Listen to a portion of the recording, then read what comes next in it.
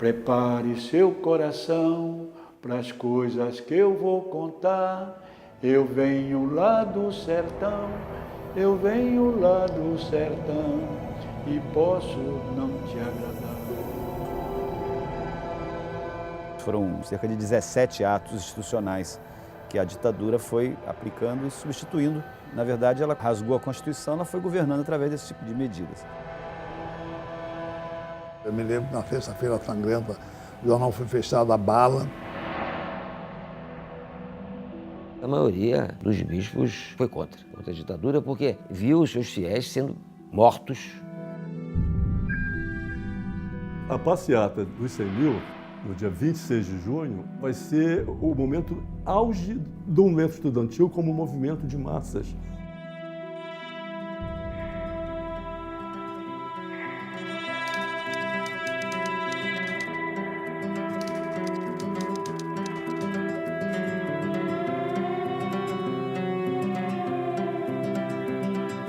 Há de aparecer outro desses aviões.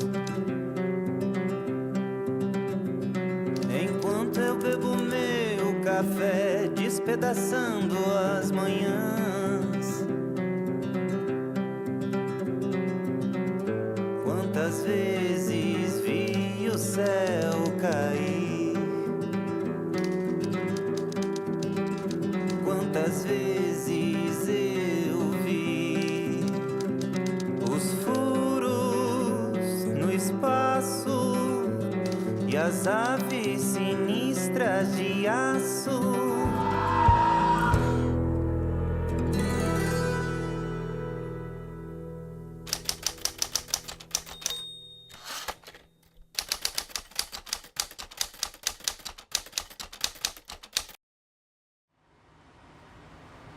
Em 1968, nós estávamos já há 4 anos do golpe militar e as manifestações, as expressões, né, sejam dos estudantes, dos trabalhadores, da sociedade civil, elas estavam todas cerceadas, haviam sindicatos sob intervenção, havia toda uma série de medidas de repressão.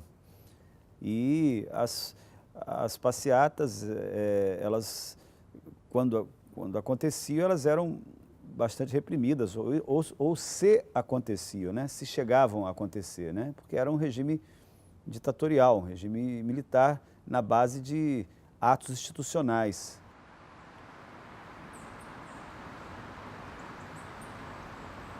A igreja, no começo, apoiou o regime militar, porque a ameaça do comunismo, a igreja estava muito conservadora, como se diria hoje, né?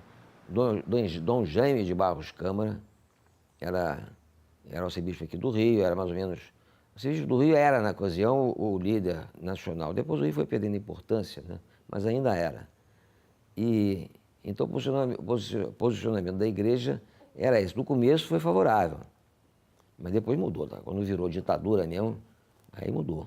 Cala a boca, moço, e decepada canção. Cala a boca, moço, metade com 7 chaves. Cala a boca, moço, nas grades do meu porão. Cala a boca, moço, a outra se gangrenando. Cala a boca, moço, na chaga do meu refrão. Cala a boca, moço, cala o peito, cala o beijo. Calabouço, calabouço. O restaurante do Calabouço, situado ali perto de Santos Dumont, né, era um restaurante popular que fornecia refeições a preços muito baratos para estudantes secundários também. Era um restaurante onde tinha a sede da União Metropolitana dos Estudantes, que era uma entidade legal, assim como a União Nacional dos Estudantes. Ela tinha uma sede aqui, ali, perto aqui de Santos Dumont, entendeu? E funcionava. E era um restaurante, era um bandejão, entendeu? Onde comiam sempre os estudantes pobres e alguns pobres que não estudavam tanto. Eles comiam. Tinha muita gente que vinha de outros estados do Brasil para fazer o seu segundo grau aqui, o seu ensino médio aqui. Foi o caso do Edson Luiz. A rigor, provavelmente nem estudante era. Ele apareceu como secundarista e tal, e na verdade era recém-chegado, do Pará, tinha se inscrito num curso noturno, de Madureza, e era comensal do Calabouço. Quer dizer, entende? Não era um militante, inclusive, mas participou da manifestação e levou um tiro por causa disso.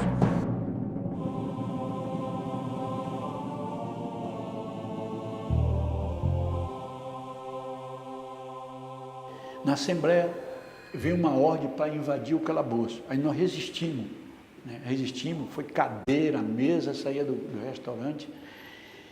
A polícia recuou e recebe ordem de voltar e acabar, né, com a gente. Aí, nesse enfrentamento, eles assassinam o Edson. Quando explode no dia seguinte os grandes protestos, a paralisação de cinemas, teatros, manifestações em bares, teve o diabo na noite anterior e foi enchendo de gente a praça, entende, ao longo entende, do dia seguinte, até que sai uma imensa manifestação que vai enterrar o Edson Luiz no cemitério São João Batista. Aí a ordem era carregar o corpo, e deles carregar o corpo. Aí houve um enfrentamento violento, né? Nós sabíamos que se levasse o corpo do Edson, eles iam dar, a Globo já da época ia dizer que não morreu ninguém, que foi coisa lá, tal, como tentaram dizer que foi nós mesmos que matamos o Edson. Depois provaram que foi um polícia militar. Ninguém estava com reivindicações estudantis naquele momento, aquela era uma manifestação contra o regime.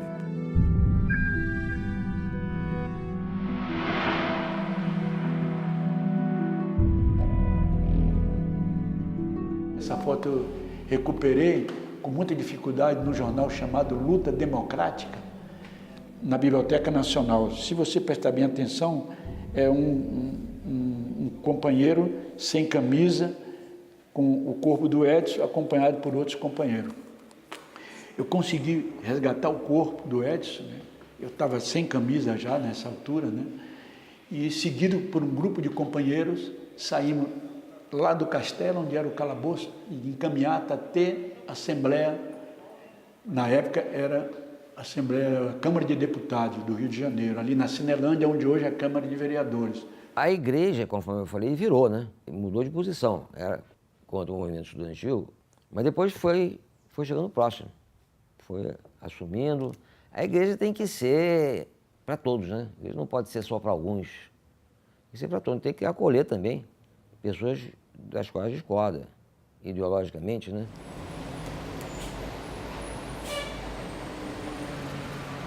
A UNE, desde final dos anos 50, início dos anos 60, ela tinha uma corrente católica muito forte dentro, e disputava as eleições, né?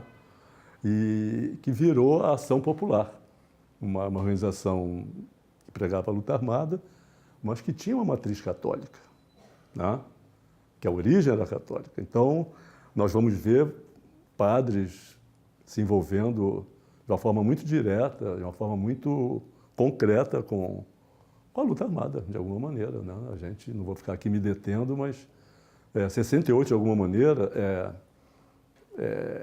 talvez tenha sido, não posso afirmar, o começo de uma aproximação de certos setores da igreja que se radicalizaram muito, realmente. Mais tarde vão abrigar militantes de esquerda em conventos e vão ser de uma imensa solidariedade.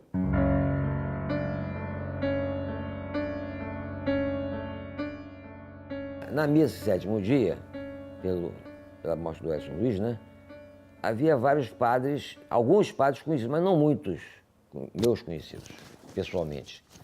Um deles era o padre Guy Ruffier, eu não me lembro de outro. O padre Guy Ruffier, que já morreu, um pouco mais velho que eu, e ele estava lá. Aparecia a foto dele, inclusive, na porta da igreja, né, na Candelária, né?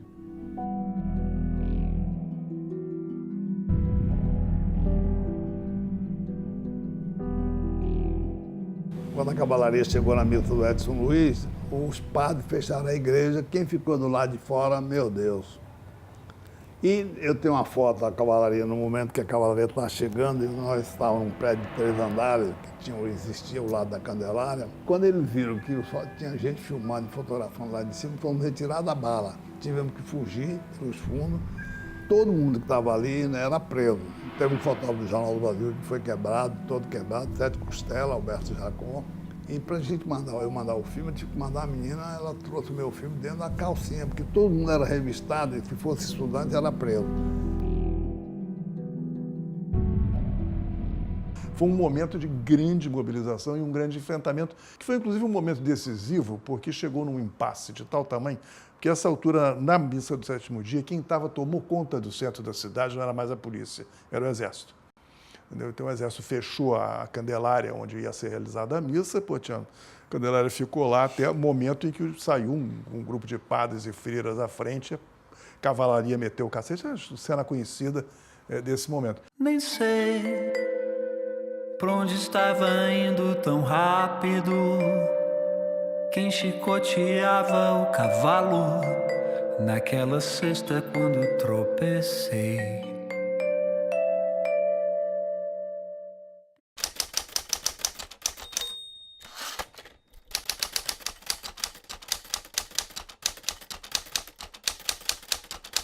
E a coisa não era brincadeira, não, né? O movimento estudantil, nesse período, foi uma coisa muito séria e que enfim, os participantes jogavam tudo, né? Uma expectativa grande de que aquilo redundasse em alguma mudança, né? Então, essa sexta-feira foi conhecida como Sexta-feira Sangrenta, porque o saldo foi esse, né? Mortos, feridos, presos, e a opinião pública, isso chocou muito. A violência policial chegou num nível, assim, absurdo, né? O Jornal do Brasil foi o mais importante jornal do país, o maior. O jornal que peitou os militares em 74 e pagou caro por isso. Eu acho que o Jornal do Brasil pagou muito caro. Algumas vezes foi fechado, eu me lembro que na Sexta-feira Sangrenta o jornal foi fechado a bala. Eu não me lembrava desse dia, da Sexta-feira Sangrenta, mas a igreja mudou. À medida que o governo foi se tornando menos totalitário, mais sangrento, né? Gás, principalmente Médici, né? Então a igreja foi se afastando do governo. A Sexta-feira Sangrenta, eu acho que ela é uma expressão, evidentemente não calculada nem previsível, mas era um pouco a expressão da política que a Ação Popular procurou aquele tempo todo. Que era uma coisa meio insurrecionalista, né? Era você forçar a manifestação em cima de manifestação até que alguma coisa explodisse. E aquele dia explodiu, de fato. O assassinato do estudante Edson Luiz provocou toda uma rebelião dos estudantes, sobretudo aqueles secundaristas que utilizavam o restaurante Calabouço. Estamos numa assembleia, lá no Calabouço, chega um companheiro e diz, olha, lá dentro, porque lá se comia com bandeja, né? A gente ia em fila, tem um policial que é um cara infiltrado, que está pegando a bandeja agora. Aí, no Calabouço, nós tínhamos um órgão de segurança, de inteligência, chamava SEVEC, Comitê de Vigilância do Calabouço. Eu era um dos companheiros responsáveis por isso aí, fomos lá, pegamos o policial, fomos logo na cintura dele, ele estava armado com uma bereta, né? Tiramos a arma dele, levamos para uma assembleia do lado de fora, né? Porque essa pedra era a tribuna, né? E a praça, né? Aí subimos na pedra, tinha 2 companheiros para defender. Julgamos a massa que julga, né? Aí a maioria jogou morte. Mas nós não íamos matar um maluco, porque aí seria os extremos e ia ser pior, né? Eu estava preso num batalhão do Exército, o 1º ou 2º Batalhão de Infantaria Blindada lá em São Cristóvão, e eu vi de dentro como é que era a reação. Eles estavam em prontidão, a reação dos oficiais e dos soldados ao que estava acontecendo por fora. E numa dessas veio um cabo, veio falar comigo e disse assim, o Exército vai intervir no final do dia, já às 6 horas da tarde, 7 horas, o Exército vai intervir porque a PM foi expulsa do centro da cidade, entende? A população está em rebelião, entende? Meteram o pau na PM, tiraram a PM, saiu, ela foi expulsa do centro da cidade, recuou do centro da cidade. Está tudo tomado de gás lacrimogêneo e tal, então o Exército vai entrar.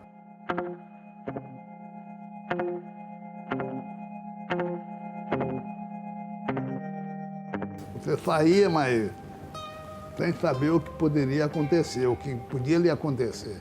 Ninguém nunca sabia, porque sempre estava vendo situações inusitadas, coisas chatas, né? Coisas violentas, manifestações, enfim, ninguém nunca sabia o que podia acontecer. A gente saía guerra é guerra, a gente saía sabendo que vamos para a guerra. Um grupinho pequeno corre para o centro da cidade, com uma camisa ensanguentada de um dos caras que foi atingido, e arma uma primeira barricada na Rio Branco. E a partir daí explode uma mobilização, será 10 horas da manhã, 11 horas da manhã, explode uma mobilização popular, quer dizer, você pode chamar uma insurreição popular.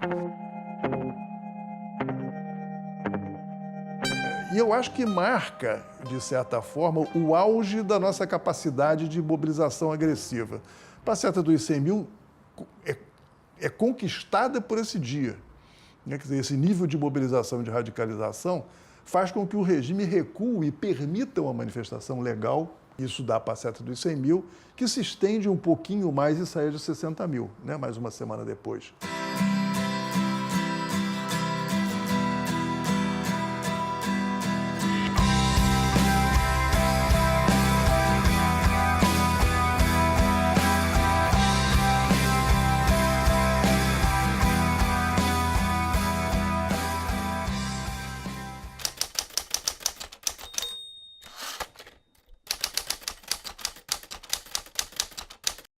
A passeata do ICMil é o ápice de um processo que tem início em março. Tá?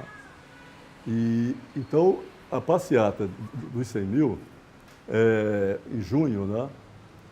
No dia 26 de junho, ela vai ser o momento auge do movimento estudantil como movimento de massas. O movimento estudantil foi um movimento de massas. Isso é uma coisa muito importante também, deixar claro, frisar, reiterar isso.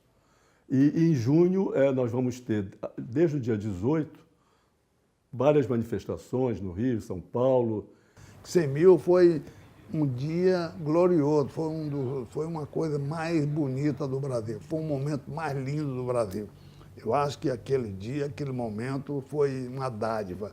Todos nós recebemos naquele dia, foi um dia gratificante. E eu recordo até hoje que um dos dias mais bonitos daquele momento, um dia de alegria, então você não pode... Alegria é alegria, meu amigo. Talvez se ela fosse só a passeata estudantil, talvez não teria abalado tanto, mas ela ali, ela reúne setores sociais que começam a despertar para o que era a ditadura militar, que eles próprios, que setores apoiaram, né? A história é sempre assim. Setores, sobretudo setores da classe média, são muito levados a apoiarem iniciativas de golpes, esse tipo de situação. Ficam muito perdidos pela violência, por tudo, e acabam apoiando um ditador de plantão. Mas isso foi visto, que nada na história é monolítico, nada fica... Os pensamentos não ficam parados, né? Eles evoluem, eles têm transformações. E 68 é isso. Havia uma notícia de que o Vladimir podia ser preso naquele dia ou morto, porque o Bournier, o brigadeiro Bournier, era terrível e estava atrás dele. E aí a minha missão é de, olha, olho no Vladimir, que ele pode ser preso ou morto, mas temos que cobrir tudo, né? E nós saímos, e eu especialmente fiquei de olho no Vladimir, né? Foi um dia de alegria, de cantoria, de discurso, Rapaz, não houve um empurrão na rua. Foi um negócio que foi uma dádiva, eles deram aquilo pra gente. Não houve sequer uma pessoa empurrada, ou tropeçou e caiu. As pessoas chegando, intelectuais, Chico Buarque, os artistas, tantos outros, chegando, Antônio Calado, Otto Lara Rezende, enfim, uma infinidade de nomes importantes, chegando na Cinelândia, de mão dada, as freiras, e aquilo começou ali, os discursos do Vladimir foi realmente um grande líder, não usava microfone, não usava megafone, não tinha carro de som, era no gogó.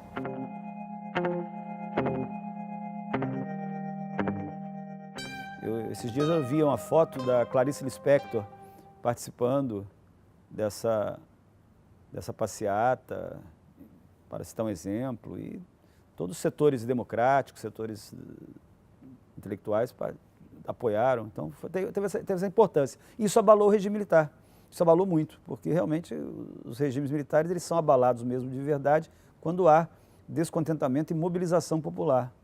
É isso que gerou.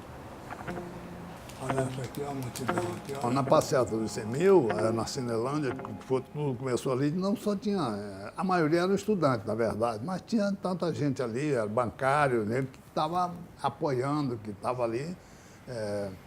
Tem uma foto muito engraçada do Grande Otelo, que eu só descobri depois. O Grande Otelo aparecia entre os jornalistas, no meio da... Porque tinha blocos de jornalistas, bloco de religiosos, bloco de intelectuais, era por grupos. Mas era tão interessante que eu tenho uma foto, por exemplo, do Vladimir, quando falava, as pessoas sentavam. Eu não acredito. Você não pode acreditar, é diferente de hoje. Quando o líder estudantil falava, quando o Vladimir falava, a plateia, meu amigo, eu vou mostrar uma foto para vocês vão dizer, é mentira, não existia isso. Todo mundo sentado e ele falando ali, aquela multidão ali sentada na cena, que coisa, como é que pode acontecer isso? A OAB, em 25 de junho de 68, ela reúne o Conselho e se manifesta claramente, contundentemente, contra a repressão realizada contra a passeata. Ou seja, ela endossa a passeata, ela entende a passeata como uma manifestação legítima, democrática, que deveria ser respeitada. Se sabe, até pelas fotos e pelos registros que nós temos, que muitos advogados, uma quantidade muito grande de advogados, participou da passeata e tal. Essa quarta-feira, dia 26 de junho, começou já um dia completamente atípico, o centro tomado e as pessoas pichando com spray, dizeres contra o governo, fazendo reivindicações, as pessoas chegando com cartazes, faixas, uma mega manifestação, né? Muito grande mesmo, e que não teve nenhum incidente, né? Ela ocupou o dia todo, e o ápice foi às 3 horas da tarde, quando havia já 100 mil pessoas já, né, reunidas, e às 5 horas da tarde teve o discurso do Vladimir Palmeira em frente ao Palácio Tiradentes, e foi o fim do ato. Tudo isso aconteceu, acabou, finalmente o Vladimir foi embora, eu fiquei aliviado, voltei para o jornal, toda a equipe voltamos para o jornal. E quando foi escolhida a foto, foi essa foto aqui, para a primeira página, porque eu procurei fazer essa foto detalhada, pus uma lente mais telezinha para fazer a baixa ditadura para o grupo dele. Foi a foto que foi escolhida para a primeira página. O editor de fotografia, Alberto Ferreira, que tem um olho incrível. E nós chegamos lá, Alberto Dino, que foi um senhor diretor de redação, se escolheu essa foto e os militares moravam no jornal. E olha, todo mundo eu falo, primeira página, beleza, tal, vamos destacar, abrir e tal, e esquecendo que do lado eles estavam lá sentados. E eles escutaram o capitão e outro lá, sei lá, nem lembro quem era o outro. Por que vocês estão aí nessa euforia com essa M na mão? Tomaram a foto. Porque primeira página, essa M aí não vai ser para a primeira página, essa porcaria, palavrão, não vai ser, e rasgaram a foto. Né? O Dinho disse para ele, mas, capitão, os senhores nos deram um dia glorioso hoje. Esse foi um dia lindo, um dia de confraternização. Os estudantes foram às ruas, os intelectuais foram à rua, não houve nada, discurso. E aí, de repente, o senhor pega uma foto, vai proibir? Não estou proibindo, essa foto não vai, deixa eu ver o resto aí do material. E aí pegamos, demos a foto para ele, uma foto que se mostrava toda a passeata em grande angular, aquela multidão incalculável, e essa foi a foto que eles permitiram que se publicasse, que não fazia nenhuma alusão a nenhum detalhe de alguma coisa, como essa baixa ditadura povo no poder.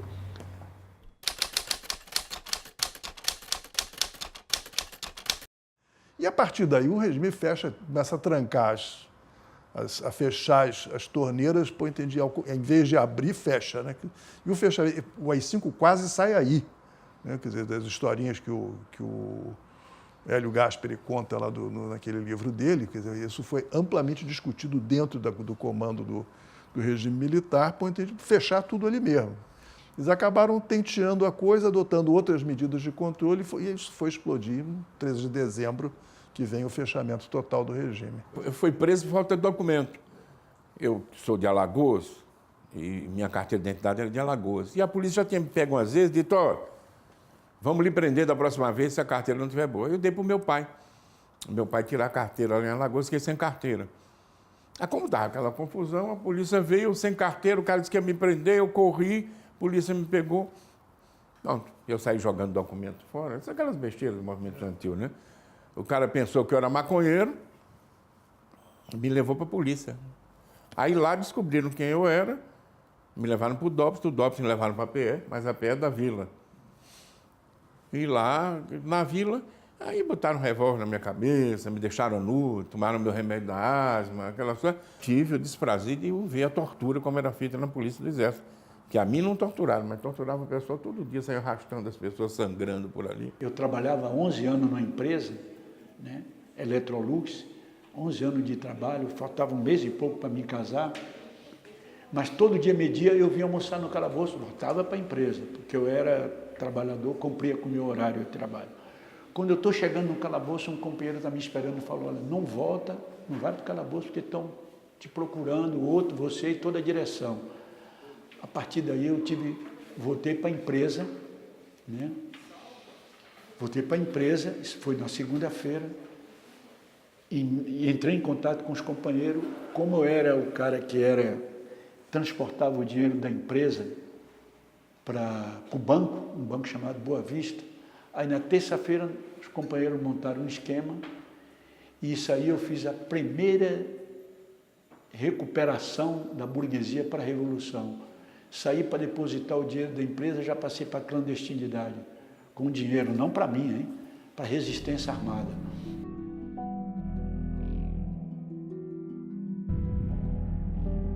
Porque quando o movimento estudantil ele deixa de ser um movimento de massas, quando a repressão vai atingir um número grande de seus quadros, nesse momento, um número significativo de lideranças e mesmo de não liderança do movimento estudantil vai entrar na clandestinidade. Então, 69 é uma outra história. É a partir da edição do AI-5, a partir do endurecimento do regime, a partir de uma repressão violentíssima à UNE, tudo vai ser diferente. E é nesse momento, a partir de 69, que a luta armada vai ser vista como uma alternativa cada vez mais concreta de derrubada do regime.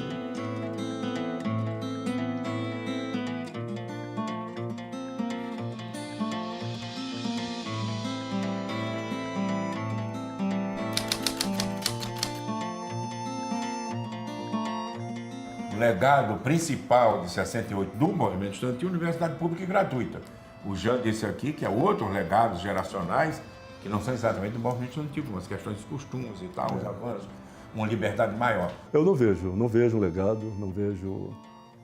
porque se houvesse o legado, o movimento estudantil hoje teria um outro comportamento, uma outra atitude, né? Diante disso que a gente está vivendo. Para falar a verdade, hoje em dia eu não tenho a menor ideia da motivação dos atuais dirigentes dos movimentos, né, das organizações do movimento estudantil, dessa turma que eu conheço de perto, os grupos de agricultura ecológica nas universidades rurais, é gente realmente com uma cabeça interessante, porque ficou muito próximo do que eu virei. Quer dizer, é uma preocupação com a questão social e a questão ambiental coladas uma na outra. São integradas uma na outra. O legado é a importância da mobilização social ampla contra regimes autoritários. Ali mostrou como isso é importante, como isso é capaz de abalar.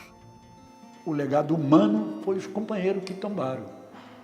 Os que morreram na tortura, os que morreram no exílio, os que morreram, né, em combate, está presente e vai estar sempre presente na minha vida. Até o último dia que eu viver, vou estar fazendo alguma coisa por eles e por minha convicção revolucionária.